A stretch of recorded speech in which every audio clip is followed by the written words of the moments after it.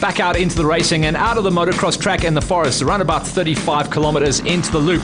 The track gets flatland, wide open and grassy, which takes the riders all the way to the finish. This is where we could actually look across the plains and see where the riders were lying. The big story was Kenny was still in good shape leading in the Pro OR1s, but there just seemed no catching on the back wheel of Jared Coetzee. He was a man in a league of his own. Charon Moore was in a comfortable position at this point as well. He was running out inside of the top 5 and a comfortable number 2 spot for the OR1s, but he was about to get caught up by this dice on the track. Brett Swanepoel and Taki Bodgiodges were absolutely ripping it. They found their groove and their rhythm as they were in a dice for second place in the OR2s, and they in turn were getting caught by Brad Cox, who was going to start looking over his shoulder very soon because this was the dice on the road for first place in the OR3s.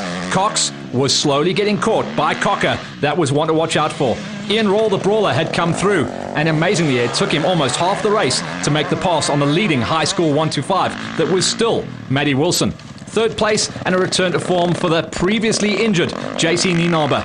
Third place was probably going to be the best he could do. He was starting to fade towards the end, but third place back on the national pipe was going to be rock and roll for him. Jason Fenter at this stage was running on a fourth place in the OR2s, but would eventually suffer a race-ending crash.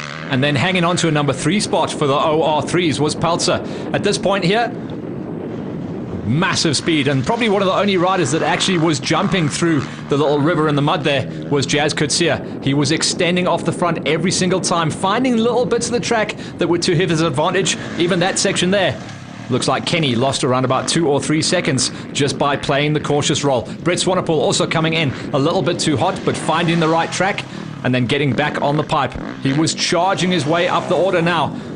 Looked like himself and Taki by this point, with just 2 laps to go, had made the pass on Charon Moore. So Charon was starting to just play the championship game here, staying in the number 2 spot. Brad Cox was on fire at the moment as well. It wouldn't be long until he was on the back end of his teammate up the road on the 450. And then Peter Hull looked like he was in control of the race for the Masters. Peter Hull was coming through big time. Wayne Farmer, unfortunately, not his super aggressive self. This was the first time we'd seen him out on the big 454 stroke, and that old back injury, unfortunately, had come to club him. For the race leader, Jared Coetzee, 45 Ks. That was the end of the penultimate lap.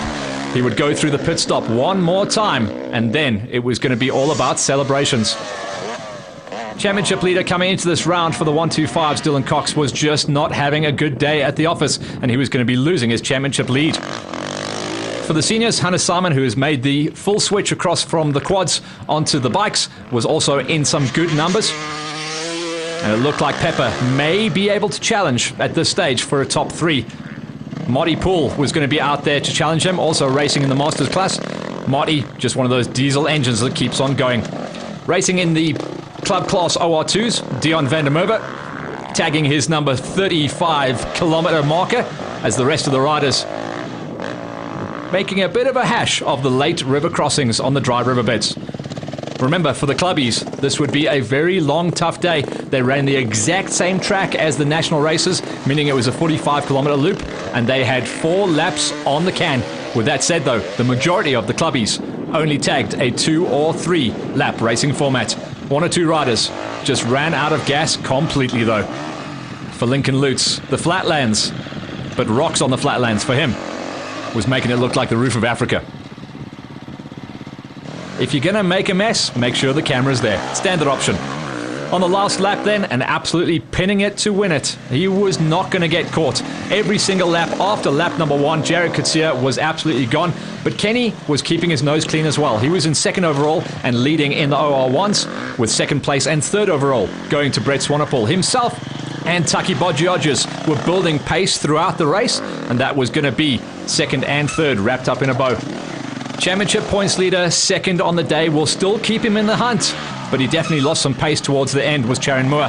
The big story on the final lap, though, as they were tied pretty much elbows up, bars up, going on to the final lap, was this battle between Brad Cox and Dav Cocker. This one was going to be one that went all the way down to the line. Ian Rawle came good towards the end of the race, but a slow time trial would have been his undoing on the event. And in the high school 125s, absolutely no stopping Matty Wilson. All this man, Wade Blau in the seniors. They were absolutely gone.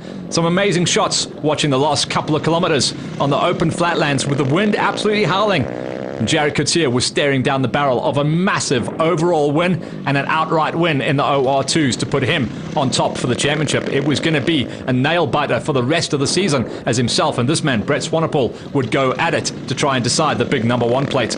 Both desperate to get the job done as we closed in on the end of round number 2 of the National Championship. Between Lesotho and the flatlands outside of Bronkhorstspruit here at Rhino Park for Charon Moore, things couldn't have been more different. But he was only one position down from where he was. At the flag, though, Jared Coetzee came home with an emphatic win. Absolutely unstoppable. I couldn't have asked for a better result today.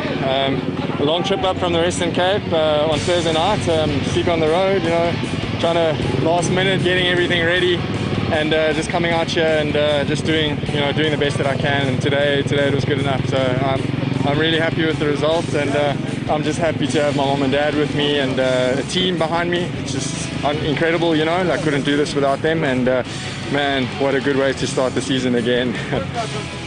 Reboot to racing, and for this man as well, second overall and the win in the Big Banger OR1s to King Kenny.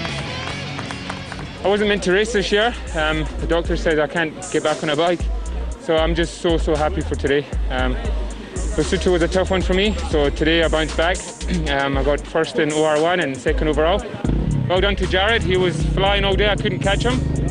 But I just want to say well done to GXCC, Kyle Enslin, Ian Pepper for actually getting this race organised, because without them, this race wouldn't happen. And then also my team, Pets and Plastic Husqvarna. This wouldn't be possible without them. But yeah, just a good day. Thanks to everyone. Third on the road and second in OR2s was Brett Swanepoel, so he kept it nice. Second going in the Big Bangers was Charon, but the story on the day was this dice that came down to literally the final corner.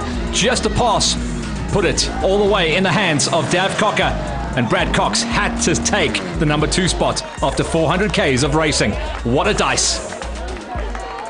It was hectic. I came off on the second lap or the first lap, and then Brad passed me, so I tried my best. I caught up, I sat behind him for quite a long time, and then eventually I got him here at the end, but it was good. A heartbroken Brad Cox in second. 100 meters to go. I came out, I was leading, and there was like a ledge, and I just shut off to miss the ledge because I hit it one lap and I was on the front and he just squeezed by me. So hey, hats off to Davin, he rode incredible today. I mean, that was my absolute maximum, and yeah, it wasn't enough to win, so hats off to him. But yeah, look, I'll take a second. We saw in the championship leading, so happy with that. And now we go to KZN for the double header, and yeah, hometown, so always better when you're in hometown. An emphatic victory for Matty Wilson in the 125s put him top of the charts. Yeah, no, the track was rough today, but managed to bring home the win. For the seniors, Wade Blau went 2 for 2 with another win. That was tough, but I actually got stronger towards the end. I think I could have maybe done another lap, but yeah, that was tough. But thanks to the guys from the Roost for a great bike and a great event to everyone. Thank you. Out of the seniors into the Masters, and the master on the day was Big Peter Hall. Put one over on Farmer this time around. Here's confirmation of the results then for the OR1 class coming out of Rhino Park. Charon Moore, second place this time around to Kenny Gilbert. He got the big win ahead of JC Nienoba. And Veno Delport keeps a good tally going with the number 4 spot. OR2's big story on the day and a massive win overall, but winning out in his class for the OR2's, Jared Coetzee gets it ahead of Brett Swanepoel. That'll tighten up the championship, and it's a return to the podium once again for Taki Bajajas ahead of the brawler Ian Roll in 4th.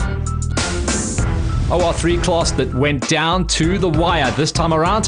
Davin Cocker got it done, but Brad Cox should still be in good nick for the championship. Peltzer now puts his name in the hat, 3rd place ahead of Peter Karam, and Quinton Fenter did a great turnaround, his top result in 5th. For the high school class, Matty Wilson in the 125s was light years ahead of the rest of the field.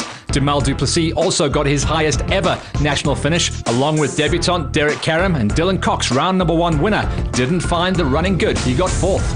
For the seniors, the unstoppable Wade Blau gets it done once again, ahead of Deon de Toy, who comes back with a bang. And then in the Masters, Peter Hall ahead of Farmer, Van Veek and Poole.